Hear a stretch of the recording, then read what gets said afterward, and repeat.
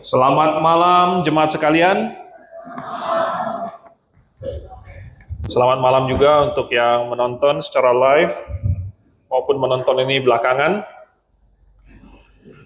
Tidak ada yang lebih baik daripada tinggal di rumah Tuhan.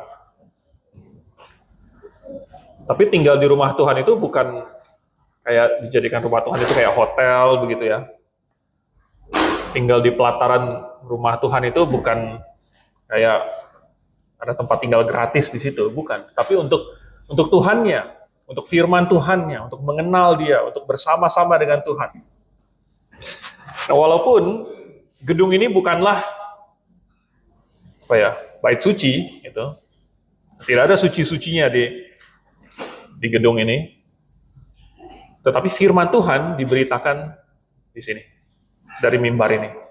Dan kalau Anda sedang duduk di sini, Anda sedang menyaksikannya, maka Anda memiliki kesempatan untuk mendekat dengan Tuhan. Sesudah kita mendengarkan firman Tuhan, kita akan berdoa. Itu juga mau mendekatkan diri kepada Tuhan. Nah, oleh sebab itu, maka kesempatan seperti ini sangat berharga. Oke, mari kita buka Alkitab di dalam Daniel pasal yang keempat. Selama 1 tahun terakhir, mungkin belum sampai 1 tahun terakhir lah. Ya pokoknya beberapa bulan terakhir saya sudah pernah membahas beberapa pasal ya, pasal 1, pasal 2, pasal 3. Sekarang sampai di pasal 4. Dan saya akan membacakan beberapa bagian. Mungkin saya skip sedikit nanti supaya sedikit menghemat waktu. Tapi silakan sambil saya membaca, Anda mendengarkan, memperhatikan dengan seksama. Daniel pasal 4. Dari Raja Nebukadnezar kepada orang-orang dari segala bangsa, suku bangsa, dan bahasa yang diam di seluruh bumi. Bertambah-tambahlah kiranya kesejahteraanmu. Aku berkenan memaklumkan tanda-tanda dan mujizat-mujizat yang telah dilakukan Allah yang maha tinggi kepadaku.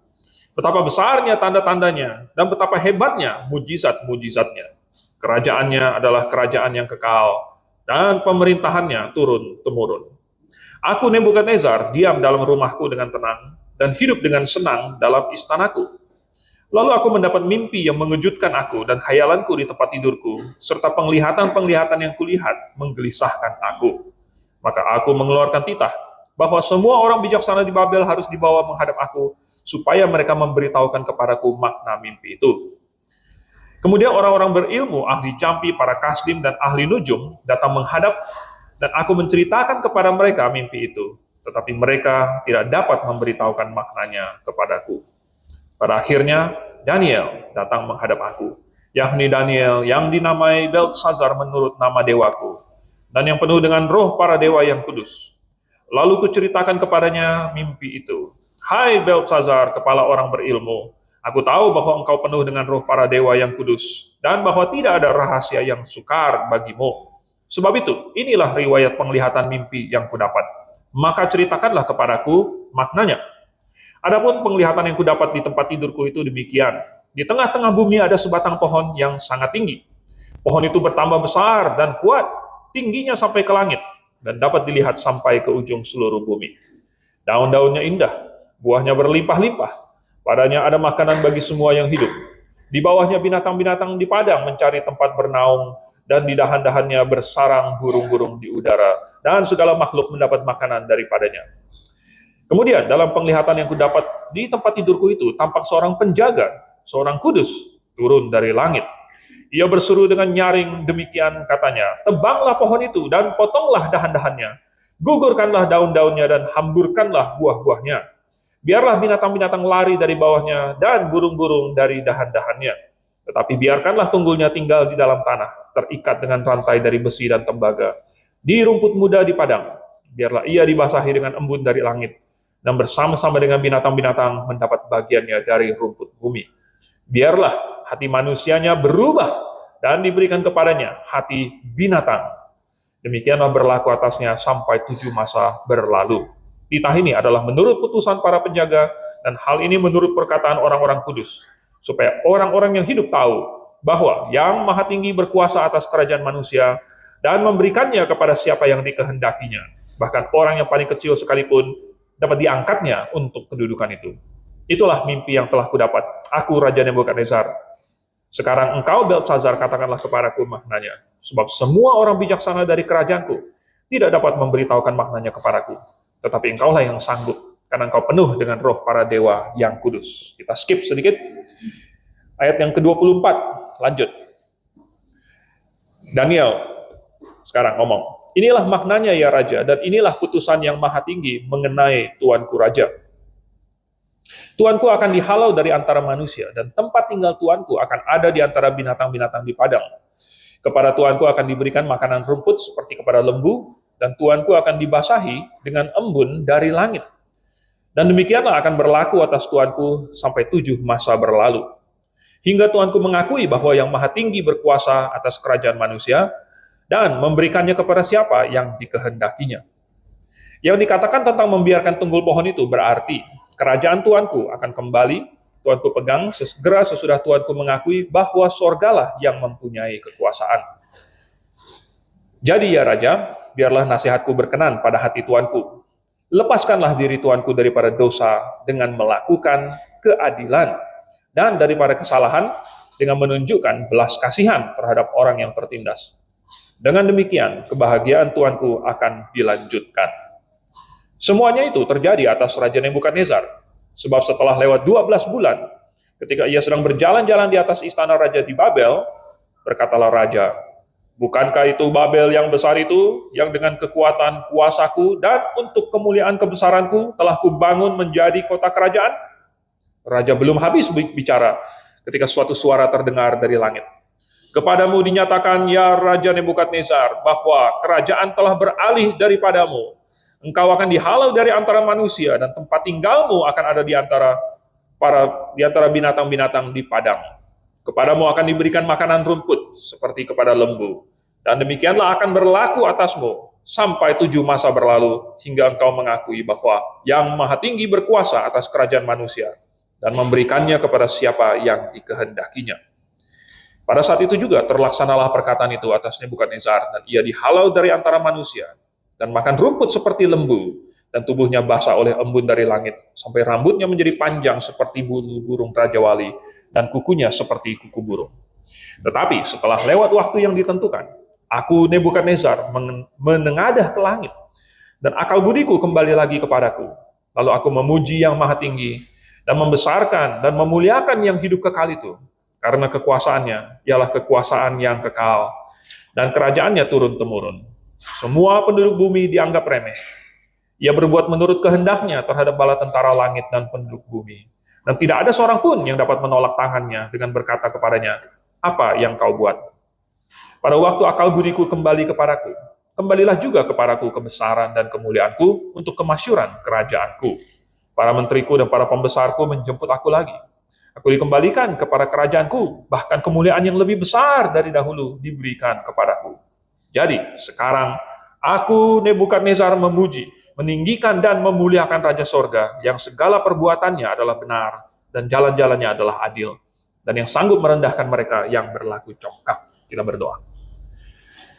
Bapa di surga, terima kasih untuk firman Tuhan, terima kasih untuk prinsip-prinsip kebenaran yang Kau berikan kepada kami, supaya dengan mempelajari dan menyelidikinya, kami tidak tersesat, namun kami menjadi rendah hati, supaya kami tunduk kepada tuntunan. Mohon Kau yang pimpin pembelajaran kami pada malam hari ini. Dalam nama Tuhan Yesus kami berdoa. Amin.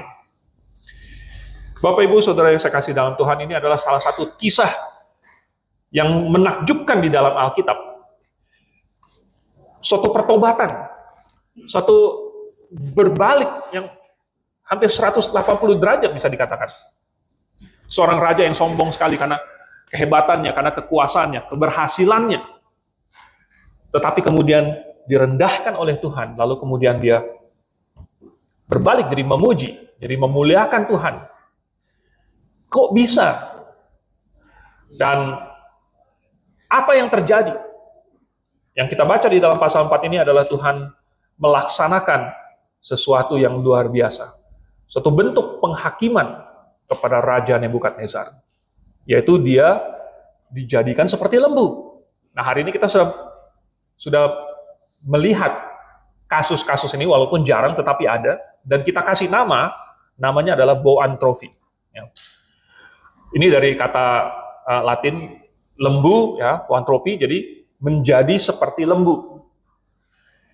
Seperti yang kita baca ini, ya, dia berpikir dia seperti lembu. Jadi dia tinggalnya di padang, dia makan rumput, dia tidak menggunting kukunya, tidak mencukur rambutnya. Dia pikir dia adalah lembu.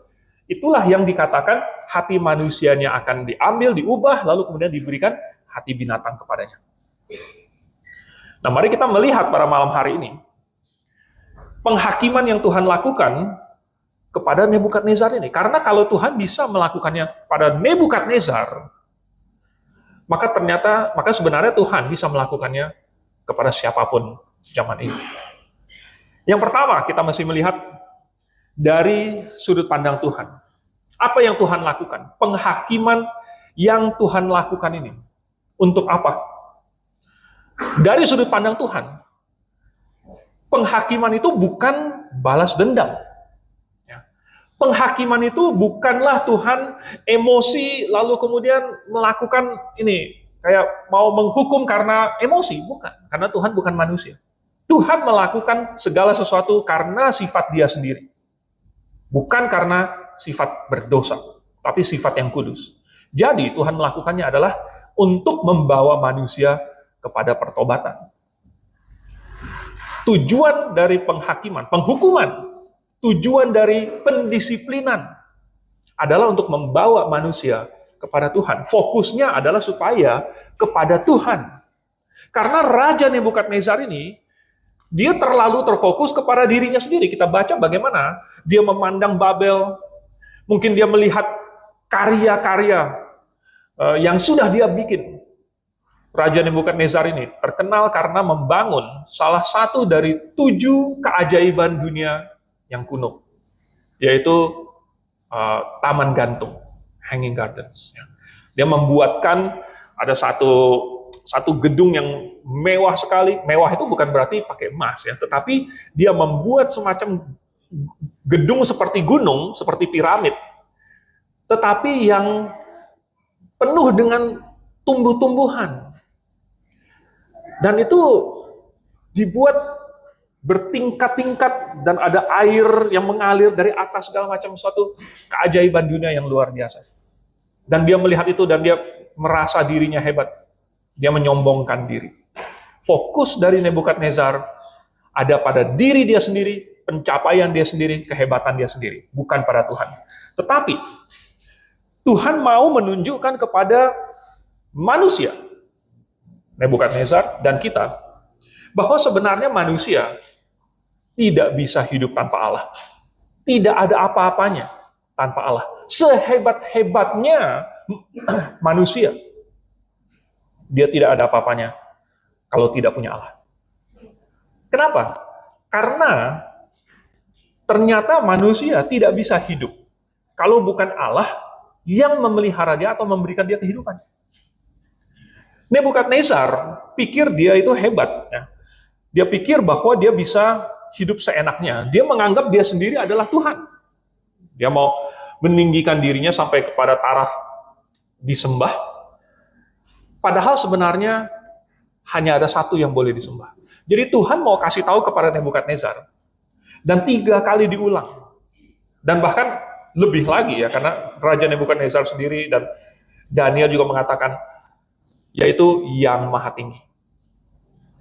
Mana Marduk, ya, Nabu, kemudian Bel, dewa-dewi Babel itu semua tidak ada apa-apanya. Itu semua bukan Tuhan. Harus mengenal yang maha tinggi, yang lebih tinggi daripada Bel, ya, Marduk, dan semua dewa-dewi, yaitu Tuhan. Dan seandainya seseorang berpikir bahwa seperti Nebukadnezar, dia sangat pandai, maka Tuhan berkuasa untuk mencabut kepandaiannya itu.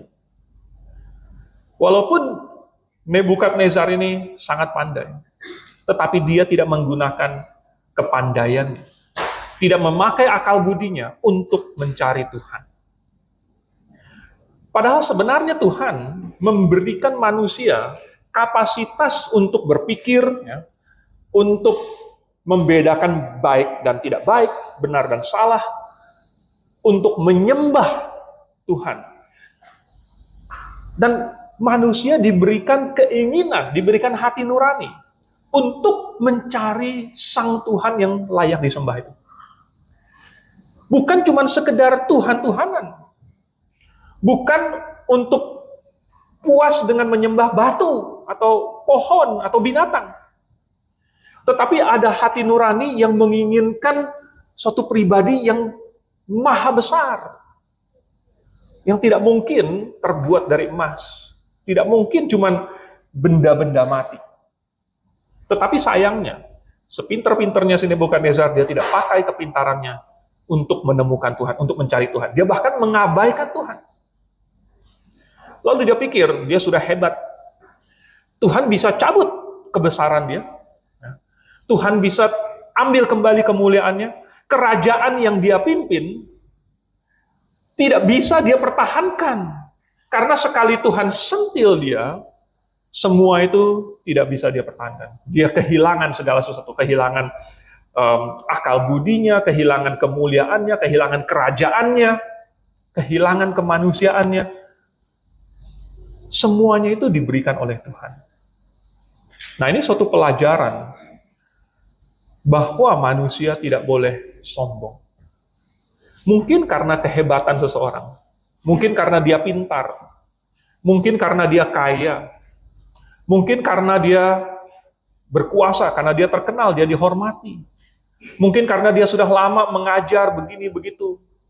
Mungkin karena macam-macam lah. Orang bisa menjadi sombong.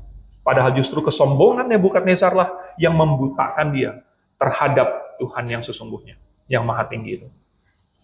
Nah, Tuhan melihat kesombongan manusia ini sebagai suatu penghalang atau tembok yang harus diruntuhkan. Dan itulah tujuannya. Tuhan menghakimi, menghukum Nebukadnezar untuk meruntuhkan kesombongan dalam hatinya. Dengan tujuan, sekali lagi, supaya Nebukadnezar bisa bertobat. Inilah tujuannya ketika Tuhan melihat Nebukadnezar ini. Tuhan masih mengasihi dan mau menyelamatkan Nebukadnezar. Dan inilah hatinya Tuhan, yaitu ingin menyelamatkan semua bangsa.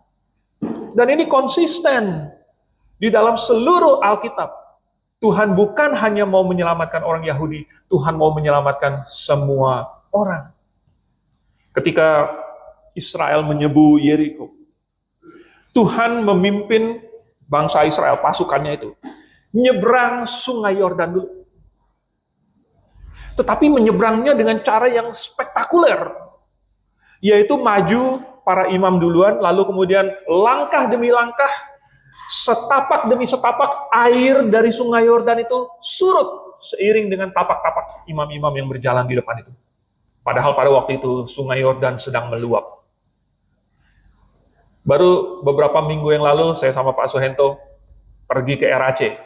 Wah, ternyata di situ barusan ada banjir bandang sehingga sungai kita itu tersapu oleh banjir dari atas. Dan bendungan yang kita bikin, bendungan yang dari batu-batu besar, semen, segala macam, dan jembatannya itu tersapu habis. Saya melihat tempat yang kita dulu mandi segala macam, yang ada bendungannya segala macam, sudah tidak ada lagi. Sisa jadi sungai batu. Jadi kalau sungai Yordan jauh lebih gede daripada sungai apa tuh? Itu namanya sungai apa? Citis kan dingin. Nama sungainya Citis. Ya udah, biarin. Sungai dingin, ya, Sungai Citis. Sungai Yordan itu lebih gede. Kalau sedang meluap, Tidak ada yang bisa menyeberang. Tetapi Tuhan sengaja membuat suatu penyeberangan yang fantastis. Tujuannya apa? Kita baca, ternyata orang-orang Yeriko melihat penyeberangan orang Israel. Orang Yeriko mendengar bahwa orang Israel telah menyeberang, padahal mereka tahu itu adalah musim banjir, musim meluap. Mereka sudah langsung ciut hatinya, keberanian mereka hilang, mereka takut. Mereka langsung bilang bahwa kita habis, bahwa Tuhan orang Israel lah yang berperang untuk mereka. Bahwa Tuhan mereka pasti akan memberikan tanah ini kepada orang Israel. Ternyata Tuhan telah terlebih dahulu bekerja di dalam hati orang-orang Yeriko, orang-orang Kanaan. Sehingga ada satu keluarga, berawal dari satu perempuan sundal, yaitu Rahab, yang percaya lalu kemudian diselamatkan. Tujuannya adalah untuk menyelamatkan. Seandainya masih ada orang yang bisa diselamatkan, Tuhan mau menyelamatkan dia. Ketika Tuhan membiarkan bangsa Yehuda terbuang ke Babel, ya, makanya bisa ada kitab Daniel. Ini adalah penghakiman, ini adalah hukuman. Tujuannya bukan karena Tuhan sebel, kesal dengan bangsa Yehuda, lalu kemudian ngambek gitu, bukan. Tetapi tujuannya adalah untuk menghukum dan memimpin bangsa Yehuda kepada pertobatan. Dan itulah yang terjadi. Sehingga kita membaca bukan saja Daniel, Hananya, Misael, dan Azaria, tetapi orang-orang lain, nabi-nabi, ada orang-orang hebat seperti Ezra, Zefanya, kemudian Nehemia, Zerubabel, mereka yang kemudian bertobat dan merendahkan diri dan berdoa di hadapan Tuhan. Dan kemudian Tuhan mendengarkan doa mereka. Tujuan dari Tuhan membiarkan hal-hal yang buruk terjadi sebagai suatu penghakiman atau hukuman atau pendisiplinan adalah untuk membawa orang kembali kepada Dia. Nah, lalu kemudian yang kedua kita melihat dari sudut pandangnya si Nebukadnezar. Yang harus Nebukadnezar lakukan apa? Kalau Tuhan memberikan hukuman, Tuhan menghakimi, Tuhan memutuskan, menjatuhkan putusan, maka yang Nebukadnezar harus lakukan adalah bertobat. Bertobat. Nah, di ayat yang ke-27, nasihat Daniel adalah supaya Nebukadnezar, katanya, lepaskanlah diri tuanku daripada dosa dengan melakukan keadilan, dan daripada kesalahan dengan menunjukkan belas kasihan kepada orang yang tertindas. Dengan demikian, kebahagiaan tuanku akan dilanjutkan. Kata yang dipakai untuk melakukan keadilan di sini, dalam bahasa Inggrisnya diterjemahkan righteousness. Jadi bukan hanya melakukan adil, ya ini kita bagi dua, ya benar-benar 50-50 gitu ya, bukan keadilan seperti itu saja, tetapi keadilan yang righteousness, yaitu kebenaran. Nah, jadi Nebukadnezar katanya harus berbuat benar, lalu kemudian harus menunjukkan belas kasihan, tetapi sebenarnya bukan perbuatan-perbuatan baik itu yang akan menyelamatkan dia. Nah, bukan. Sebenarnya, nasihat dari Daniel ini ada makna di baliknya, atau di belakangnya, yang mengikuti. Ya. Tidak dicatatkan secara eksplisit, tetapi sudah pasti disampaikan kepada Nebukadnezar juga. Yaitu begini, ternyata melakukan hal-hal yang baik itu bisa dilakukan semua orang. Tetapi itu tidak berarti bahwa orang yang melakukan kebaikan sudah pasti terhindar dari hal-hal yang buruk. Nah, karena prinsipnya bukan seperti itu. Nah, prinsipnya jadi bagaimana? Nah, ini Nebukadnezar sesudah diberi nasihat oleh Daniel, ternyata tidak segera langsung dihukum oleh Tuhan, Ada 12 bulan, katanya, 1 tahun. Berarti kemungkinan Nebukadnezar mencoba melaksanakan nasihat yang Daniel berikan.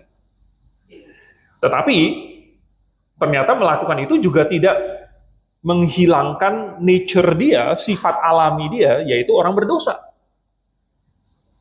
Walaupun dia melakukan atau dia mencoba melakukan apa yang Daniel katakan ini, dia tetap orang berdosa yang harus dihukum. Karena orang berdosa harus menerima konsekuensi dari dosanya. Jadi, Raja Nebukadnezar sesudah 12 bulan kemudian muncul sifat aslinya, dan dia menyombongkan diri terhadap Allah, lalu kemudian hukuman itu dilaksanakan. Nah, perhatikan, saya membedakan antara berbuat baik dengan berbuat benar. Berbuat baik atau berbuat moral, ini kalau berdasarkan moralitas manusia, tidak sama dengan berbuat kebenaran. Karena moralitas manusia itu masih jauh di bawah standar moralitas Tuhan yang sempurna. Jadi manusia mau berbuat moral, sebaik-baik apapun, masih tidak akan capai standar kesempurnaan yang dituntut oleh Tuhan. Itulah sebabnya maka perbuatan moral manusia itu sebenarnya nggak benar-benar baik dan tidak benar-benar benar. Bukan righteous. Pasangan dari perbuatan kebaikan itu adalah pertobatan. Karena perbuatan yang benar-benar moral, perbuatan yang sesuai dengan standar moral Allah, itu harus sama dengan firman Tuhan. Harus sama dengan Alkitab. Oleh sebab itu, maka harus sesuai dengan apa yang dituntut, yaitu pertobatan. Oleh sebab itu, pasangannya, ini dua ini, ya, perbuatan kebenaran dengan pertobatan, ini tidak bisa dipisahkan. Kalau seseorang bertobat, maka harus ada perbuatan moralnya. Kalau seseorang ya tidak ada pertobatannya, maka ini sudah tidak sesuai dengan standar moral Allah, juga tidak mungkin perbuatannya sesudah itu bisa mencapai standar moral Allah, juga nggak bisa. Oleh sebab itu, apa yang manusia bisa lakukan seperti Nebukadnezar ini, sekalipun dia melakukan perbuatan moral, perbuatan baik, itu hanya bisa dilakukan sementara. Akhirnya, dia muncul sifat aslinya dan harus kena hukum juga. Nah, oleh sebab itu, nasihat dari Daniel ini pasti bukan cuma sekedar untuk berbuat moral, tetapi adalah untuk meninggalkan dosa, lalu kemudian berbalik dan mencari Tuhan. Kalau dia mau berbuat kebenaran, maka dia harus belajar dari Tuhan bagaimana caranya berbuat benar. Kalau dia mau menunjukkan belas kasihan, maka dia harus menerima dulu pengampunan dari Tuhan, yaitu belas kasihannya Tuhan. Jadi di balik atau di belakang atau di ujung-ujung dari nasihat Daniel ini adalah bukan hanya sekedar ya tahan diri ya, jangan melakukan dosa ya, melainkan harus bertobat dan berpaut kepada Tuhan. Nah, ini yang harus dilakukan oleh Nebukadnezar. Lalu yang ketiga, terakhir. Apa resolusinya? Apa hasil dari penghakiman Tuhan ini? Menurut 2 Petrus pasal 3 ayat 9, Tuhan tidak menghendaki ada seorang pun binasa, tapi supaya semua orang bertobat. Jadi, karena tadi kita sudah lihat tujuan Tuhan adalah supaya Nebukadnezar bertobat, maka sesudah Tuhan melaksanakan penghukuman ini, selanjutnya adalah respon dari Nebukadnezar. Nah, kalau kita melihat respon Nebukadnezar ini ternyata positif. Katanya, ya, sesudah lewat waktu yang ditentukan, Aku Nebukadnezar menengadah ke langit dan akal budiku kembali lagi kepadaku. Lalu aku memuji yang maha tinggi dan membesarkan dan memuliakan yang hidup kekal itu. Titik-titik dan seterusnya. Kelihatannya respon dari Nebukadnezar ini positif. Sehingga maka Tuhan memberikan pemulihan sesudahnya.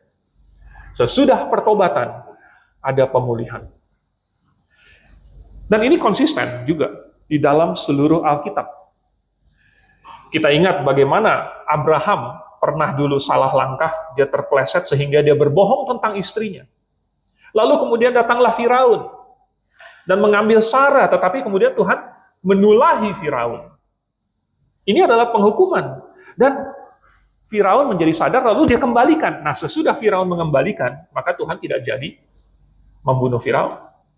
Dan itu kemudian terulang lagi, Abimelek. Lalu kemudian Tuhan menulahi Abimelek dan seluruh isi rumahnya, akhirnya nggak jadi. Dan kemudian Tuhan sembuhkan lagi. Jadi sekali lagi tujuan dari penghukuman atau penghakiman itu adalah pertobatan. Tetapi kalau manusianya kemudian bertobat, maka Tuhan ampuni. Ada pemulihan sesudah itu. Nah, di dalam Keluaran pasal yang ke-19, waktu di Gunung Sinai itu, Tuhan waktu itu bikin janji sama bangsa Israel, bahwa Israel akan menjadi umat Tuhan, lalu Tuhan akan pakai umat Israel untuk menjadi teladan, untuk menjadi contoh bagi bangsa-bangsa lain. Dan kata-kata Tuhan adalah, akan menjadikan mereka kerajaan imam. Apa fungsi dari kerajaan imam? Adalah untuk menjadi perantara bagi bangsa-bangsa lain. Jadi kalau Tuhan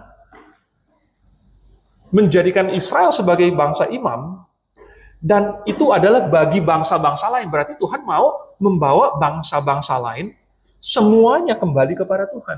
Di dalam Kejadian pasal 12, Tuhan bilang sama Abraham, bahwa di dalammu atau melalui kamu, maka semua kaum di bumi akan mendapat berkat. Jadi maksudnya, lewat Tuhan Yesus, maka semua bangsa di bumi akan ditarik kepada Tuhan, kepada Allah. Jadi kalau orang mau ditarik kepada Tuhan, akan ada pemulihan. Ini konsisten di dalam seluruh Alkitab. Nah, saya bukan ingin mengkhotbahkan teologi sukses, bahwa jikalau seseorang melakukan kebaikan, bahwa jikalau seseorang mengakui dosanya, bahwa kalau dia bertobat, maka Tuhan akan memberkati dia.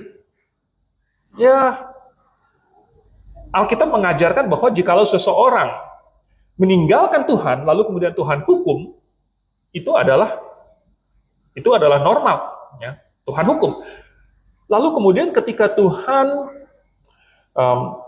ketika dia responnya kembali bertobat kepada Tuhan, lalu Tuhan bisa juga memulihkan dia dan memberkati dia.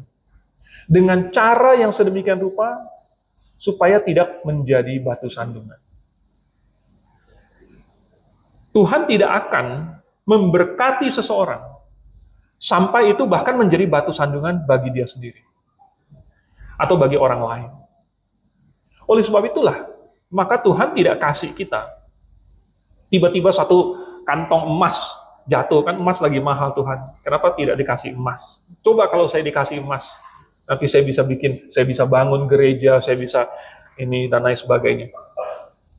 Tetapi mungkin Tuhan tahu, seandainya orang Kristen ditimpuk dengan emas, ditimpuk dengan istana, ditimpuk pakai pesawat, pakai helikopter, itu tidak akan baik bagi dia.